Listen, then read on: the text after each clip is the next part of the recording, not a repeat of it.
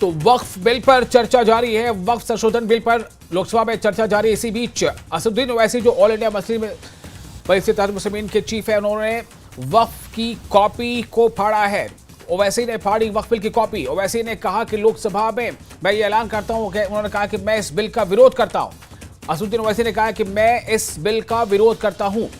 असदुद्दीन ओवैसी जो all India मजलिस इत्तेहादुल मुस्लिमीन के chief है, उन्होंने जब अपनी बात वो रख रहे थे लोकसभा में, तो सदन में उन्होंने अपनी बात रखते हुए ये कहा कि मैं इस अमेंडमेंट बिल का विरोध करता हूं। उन्होंने वक्फ बिल की कॉपी को फाड़ा।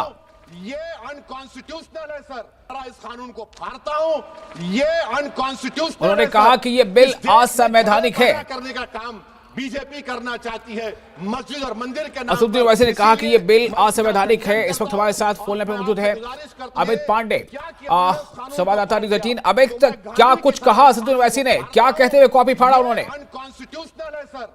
कहा कि मुसलमानों को इस बिल के मुताबिक जो है वह दोयम दर्जे का नागरिक या बनने को मजबूर करेगा या बिल, लिहाजा इस बिल से सहमत नहीं है। उन्होंने महात्मा गांधी की तकरीर का भी उन्होंने उसका हवाला दिया और यह कहते हुए उन्होंने इस बिल को फाड़ा। और उसके बाद उन्होंने यह भी कहा कि 10 अमेंडमेंट है, वह स्पीकर से गुजारिश करते हैं कि वह इसको एक्सेप्ट करे। तो एक तरीके से जो अपना पुरजोर विरोध है वह ओवैसी ने यहाँ पर सदन में दिखाया और अब इस मामले में अन्य स्पीकर से वह जवाब दे रहे हैं।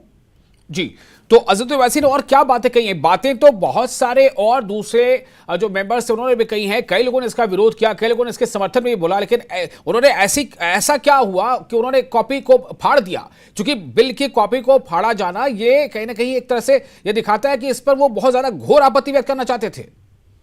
बिल्कुल घोर आपत्ति दर्ज करना चाहते थे और ऐसा कोई एकाएक ही घटना नहीं हुई। एक स्ट्रैटेजी के तहत यह सदन में दिखाना, अपना विरोध दर्ज कराने का यह उनका तरीका था। इसीलिए उन्होंने अपने स्पीच के अंत में जो बिल है उसकी कॉपी फाड़ी और कॉपी फाड़ने से पहले उन्होंने महात्मा गांधी का भी एग्जाम्पल दिया, जिस तरीके से महात्मा गांधी ने साउथ अफ्रीका में अंग्रेजों के कानून को कबूल नहीं किया था। वह बात कहते हुए उन्होंने इस बिल को फाड़ा और उन्होंने ये भी कहा कि मुसलमानों की अस्मिता से जुड़ा हुआ यह बिल है, उनको लिहाजा वह उनको एक दोयम दर्जे का नागरिक बनाएगा, ऐसा ओवैसी का संसद में कहना था इस बिल को लेकर सरकार के ऊपर आरोप लगाते हुए। तो यह पूरी चीजें देखते हुए उन्होंने यह अपना विरोध इस तरीके से दर्ज कराया और अब उसके बाद इनका अमेंडमेंट सुझाया और उसके बाद इनका स्पीच खत्म होने के बाद अब पीपी चौधरी पूर्व कानून मंत्री वह बोल रहे हैं। जी, तो क्या ओवैसी इस वक्त अभी बोल रहे हैं या आपसे कुछ देर पहले अपनी बात पूरी कर ली है? जी, उन्होंने अपनी बात पूरी कर ली है और उसके बाद अन्य स्पीकर्स हैं, वह स्पीकर्स अपनी बात सदन में रख रहे हैं। एक लंबी चर्चा है और करीब 12:30 बजे से यह पूरी चर्चा है जो चल रही है और अभी देखना है कि कितनी देर तक यह सदन में लोकसभा में चर्चा चलेगी। ये चर्चा 8 घंटे की तय की गई थी लोकसभा स्पीकर के जरिए से, तो क्या लग रहा है ये अभी लंबा चलेगा? ये बिल्कुल देखिए, सदन का ये महत्वपूर्ण बिल है जो सरकार की रणनीति है, इसके मुताबिक कि इस बिल का जो आज ही इसके पारित होने की संभावना है, इसलिए इसका जो समय है सदन का चलने का वह लंबा होता हुआ प्रतीत हो रहा है। जी, तो ये मैं जानना चाहता हूं आपसे, जब ओवैसी ने वक्फ बिल की कॉपी फाड़ी है, आप इस वक्त हालांकि हम दिखा पा रहे हैं लेकिन चूंकि वो एक फ्रेम में दिख रहे हैं, मैं जानना चाहता हूं कि जब उन्होंने एक वक्फ बिल की कॉपी ये फाड़ी, ये कहते हुए कि मैं गांधी की तरह इसका विरोध करता हूं और ये कहने के मुसलमानों को दोयम दर्जे का जो है वो नागरिक गर्दानता है, तो क्या प्रतिक्रिया क्या थी बाकी दूसरे मेंबर्स की या फिर जो चेयर पे जो बैठे उनकी क्या प्रतिक्रिया थी? देखिए, ये जो सदन की कार्रवाई है विरोध दर्ज कराने का इनका यह तरीका है, तो उन्होंने यह चीज किया। बाकी जो अगले स्पीकर की कार्रवाई है, अगले स्पीकर जो थे वक्ता थे पीपी चौधरी, उन्होंने अपना बोलना शुरू किया और इस पर लोकसभा अध्यक्ष भी खामोश थे, सत्ता पक्ष भी खामोश था और विपक्ष भी यहाँ पर खामोश था। तो एक स्पीकर जो अपनी बात कह रहा है, जो उसका संवैधानिक अधिकार है, कमोवेश यही भारतीय सदन की, भारतीय संसदीय परंपरा की। चलिए, बहुत शुक्रिया आपका तमाम जानकारी के लिए अमित। तो आप ये देख रहे हैं तस्वीरें असदुद्दीन ओवैसी इस वक्त स्क्रीन पर आप देख पा रहे हैं। मैं अब आपको ये सुनाना चाहता हूं कि असदुद्दीन ओवैसी ने आज क्या कुछ कहा सदन में जब चर्चा चल रही थी, जब असदुद्दीन ओवैसी इस पर बोलने के लिए खड़े हुए तो उन्होंने क्या कहा, ये सुनिए। मैं ये वक्फ तरमीमी बिल की मुखालिफत में खड़ा हुआ हूं। किसी एक शायर ने बड़ा अच्छा कहा था जब भी ज़मीर और ज़र्फ़ का सौदा हो दोस्तों, जब भी ज़मीर और ज़र्फ़ का सौदा हो दोस्तों, कायम रहो हुसैन के इनकार की तरह। सर, ये वक्फ तरमीमी बिल भारत के गयूर मुसलमानों के ईमान पर, इबादत पर एक हमला है।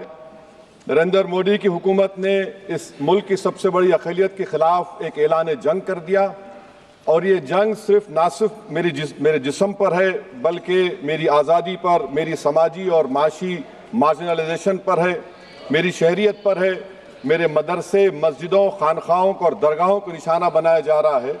और ये हुकूमत सच्चाई को नहीं बयान कर रही है कि ये तरमीमी बिल से मुसलमानों का तहफ़्फ़ुज़, तरक्की और गुर्बत का खात्मा होगा। ये सरासर झूठ है।